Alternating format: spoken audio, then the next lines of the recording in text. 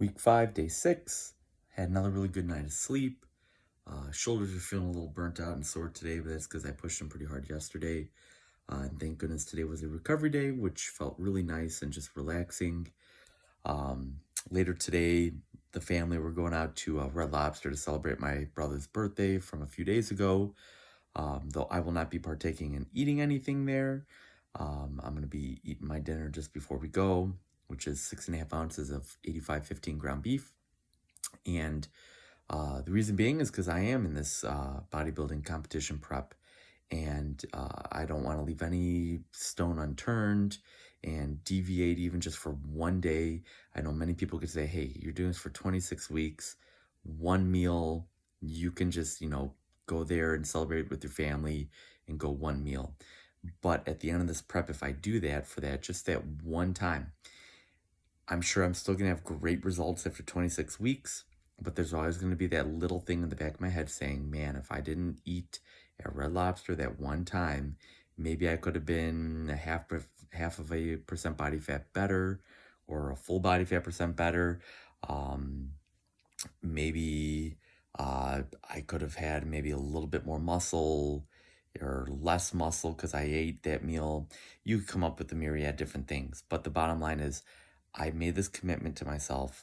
I'm going to continue to fulfill it. And my family should hopefully understand. And you know what? If they don't, then there's probably a bigger issue going on there than just eating food. And I want this to be a message for everyone else out there that if you go to a friend's house for a party or something, I know we got the Super Bowl coming up next weekend, and people who are still going strong with their diet or their health commitments, now they feel pressure because they're at a party with friends. Their friends have seen them a certain way, or family members have seen them a certain way. And it's like they know that you eat this particular food that's there. Or maybe you make a particular dish that you're always eating that isn't quite healthy.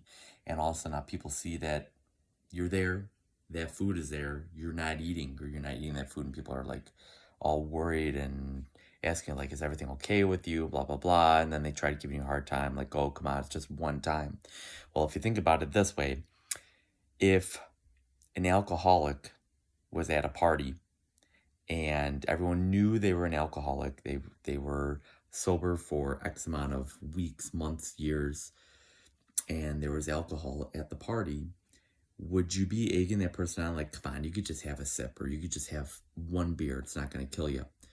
Well, to an alcoholic, it could. It could trigger that mentality of, you have just one sip or one drink, and before you know it, they're back to doing what they were doing prior to us abstaining from alcohol. So I think we need to lift the stigma of when people want to make that healthy lifestyle change or they want to do a diet, that as their friend or their family member, we need to understand that what they're doing isn't easy, and we need to respect their wishes to why they want to do it, even if we don't agree with it.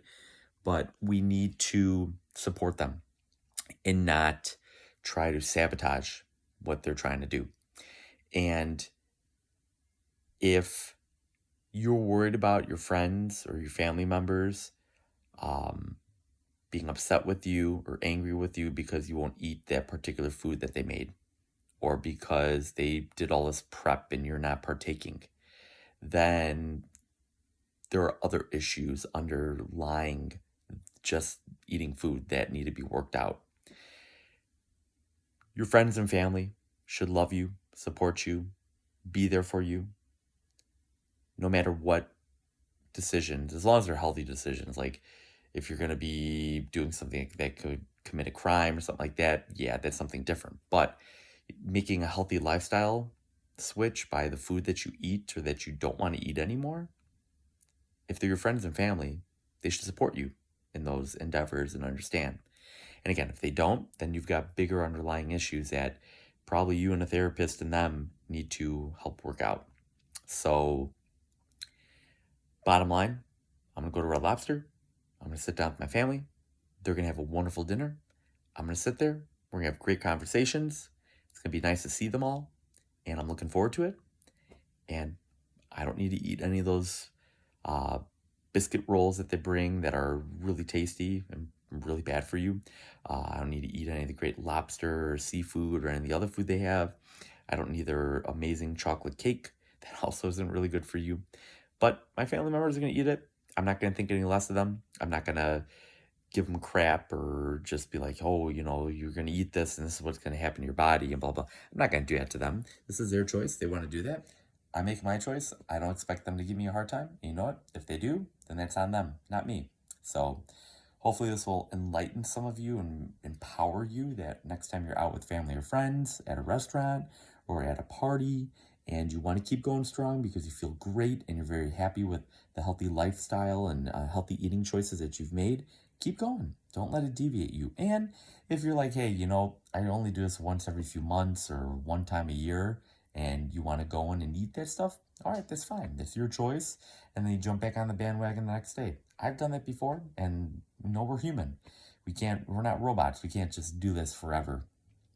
So keep it locked in here on my channel. Tomorrow will be the 7th day of week 5, and I'll go through all my updates for what has been going on this past week.